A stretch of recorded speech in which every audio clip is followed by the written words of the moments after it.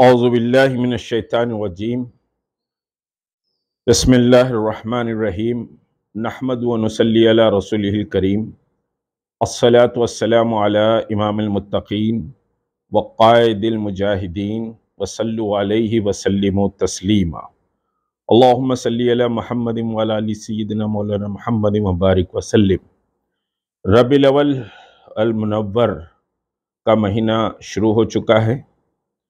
یہ اللہ کا کرم اور فضل ہے کہ اللہ تبارک تعالیٰ نے ماہ نور سے ہم کو ملایا ہے۔ اس سلسلے میں کچھ اہم باتیں ہیں اور پھر انشاءاللہ سیرت النبی صلی اللہ علیہ وسلم کے مختلف عنوانات کل سے روزانہ شروع ہوں گے۔ اور اصل مسئلہ یہ ہے کہ جشن ولادت صلی اللہ علیہ وسلم ہم ضرور منائیں، مگر سرکار کے طریقے سے ولادت کا جشن منایا جائے۔ سرور دو جہاں صلی اللہ علیہ وسلم سے یقینی طور پر ہم محبت کرتے ہیں اور محبت ایمان کا جز ہے۔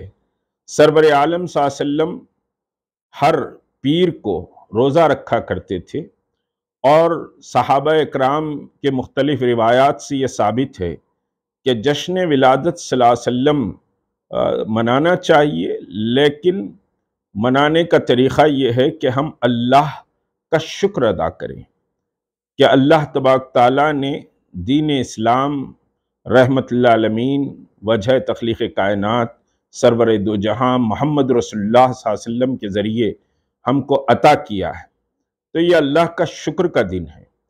12 ربیع الاول یعنی ولادت ختم المرسلین صلی اللہ علیہ وسلم کوئی ہوہا کا یا چیخ پکار کرنے کا، راستے روک دینے کا، پٹاخے چھوڑنے کا، اراش چہروں پر لگا کر ڈی جے لگا کر سمجھیے کہ ناچنے کا، یا پھر ڈی جے پر گانوں کی طرز پر نعت مبارک صلی اللہ علیہ وسلم کو سننے کا دن نہیں ہے۔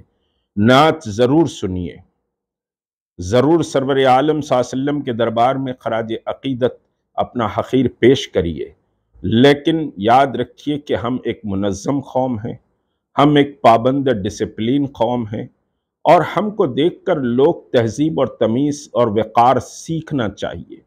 محمد رسول اللہ صلی اللہ علیہ وسلم ساری دنیا کو اخلاق سکھانے کے لیے آئے، راستوں کو کھولنے کے لیے آئے، لوگوں کی تکلیفوں کو دور کرنے کے لیے آئے، محبتیں بانٹنے کے لیے آئے۔ کوئی سمجھے کہ کسی کی دشمنی اور کسی کی نقالی کرنے کا سرور عالم صلی اللہ علیہ وسلم نے حکم نہیں دیا، حتیٰ کہ نقل سے یہاں تک کہ بچایا سرور عالم صلی اللہ علیہ وسلم نے کہ یہودی بھی شملہ باندھتے تھے، اور اللہ کے رسول نے فرمایا کہ تم بھی امامہ باندھو، لیکن سر پہ ٹوپی پہن کر امامہ باندھو۔ یہودی عاشورے کے روز ایک روزہ رہتے تھے شکرانے کے طور پر۔ اللہ کے رسول نے فرمایا کہ تم حضرت موسیٰ کو یہودیوں سے زیادہ چاہتے ہو تو تم 2 روزے رہا کرو۔ تو یہ سمجھیے کہ ایک علیحدہ تہذیب اور ایک وقار اللہ کے رسول صلی اللہ علیہ وسلم نے بتایا۔ کسی کے جلوس کی نقالی کرنا، کسی کے جلوس کا کمپٹیشن کرنا، یہ میلاد منانے کا طریقہ نہیں ہے۔ میلاد النبی صلی اللہ علیہ وسلم ضرور منائیے، سرور عالم صلی اللہ علیہ وسلم کی تاریخ اور آپ کے سمجھیے کہ پورے اسوہ حسنہ کو جاننے کی کوشش کیجیے۔ اللہ کے رسول صلی اللہ علیہ وسلم کے اسوہ حسنہ کے تعلق سے قرآن نے کہا لَقَدْ كَانَ لَكُمْ فِي رَسُولِ اللَّهِ أُسْوَةٌ حَسَنَةٌ، تمہارے لیے تمہارے رسول کا اسوہ حسنہ کافی ہے۔ تو میرے بھائی جلوس بھی نکالیے، لیکن اس جلوس میں کوئی سمجھیے کہ ہوہا کے نعرے نہیں ہونا چاہیے، موٹر سائیکلوں کی ریس نہیں ہونا چاہیے، چیخ پکارا نہیں ہونا چاہیے، بلکہ کلمہ طیبہ کا ورد اور درود پاک کا ورد سرکار دو جہاں کے دربار میں پیش کرے۔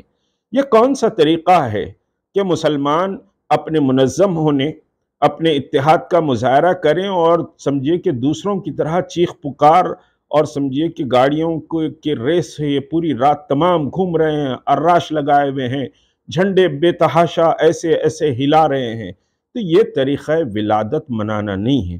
ہم محمد رسول اللہ سے محبت کرتے ہیں، یقینی محبت کرتے ہیں، تو اس محبت کا تقاضا یہ ہے کہ آداب، تہذیب، تمدن اور وقار کے ساتھ ہم ولادت منائیں۔